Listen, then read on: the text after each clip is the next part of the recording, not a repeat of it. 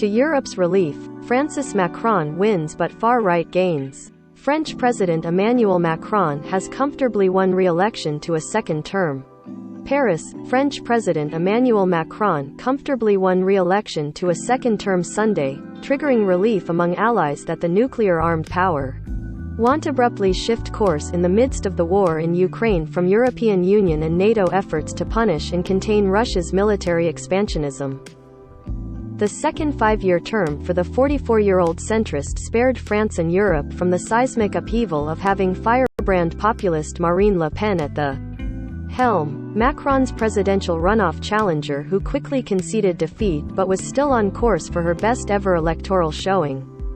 Acknowledging that numerous voters cast ballots for him simply to keep out the fiercely nationalist far-right Le Pen, Macron pledged to reunite the country that is filled with so many doubts, so many divisions, and work to assuage the anger of French voters that fed Le Pen's campaign.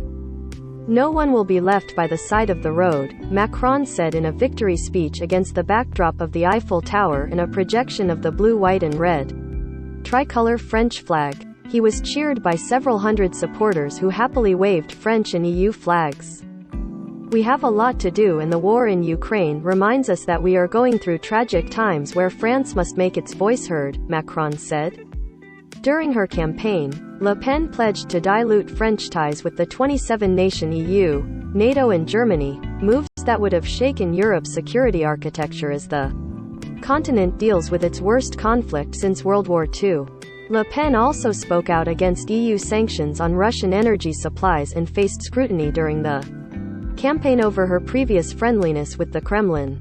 A chorus of European leaders hailed Macron's victory, since France has played a leading role in international efforts to punish Russia with sanctions and is supplying weapons to Ukraine. Democracy wins, Europe wins, said Spanish Prime Minister Pedro Sanchez. Together we will make France and Europe advance, tweeted European Commission President Ursula von der Leyen. Italian Premier Mario Draghi hailed Macron's victory as splendid news for all of Europe, and a boost to the EU being a protagonist in the greatest challenges of our times, starting with the war in Ukraine. With more than 4/5 of votes counted, Macron was leading 56% to 44% for Le Pen. Polling agencies projected that once all votes were counted, Macron's margin of victory would be well above 10 points, although that would be much closer than when they first faced off in 2017. Macron is the first French president in 20 years to win re-election, since incumbent Jacques Chirac trounced Le Pen's father in 2002. Le Pen called her results a shining victory, saying that, in this defeat, I can't help but feel a form of hope. Breaking through the threshold of 40% of the vote is unprecedented for the French far-right. Le Pen was beaten 66% to 34% by Macron in 2017, and her father got less than 20% against Chirac. She and hard-left leader Jean-Luc Mélenchon, one of 10 candidates eliminated in the first round on April 10, both quickly pitched forward Sunday night to France's legislative election in June, urging voters to give them a parliamentary majority to hamstring Macron. Le Pen's score this time rewarded her years-long efforts to make her far-right politics more palatable to voters. Campaigning hard on cost-of-living issues, she made deep inroads among blue-collar voters in disaffected rural communities and in former industrial centers.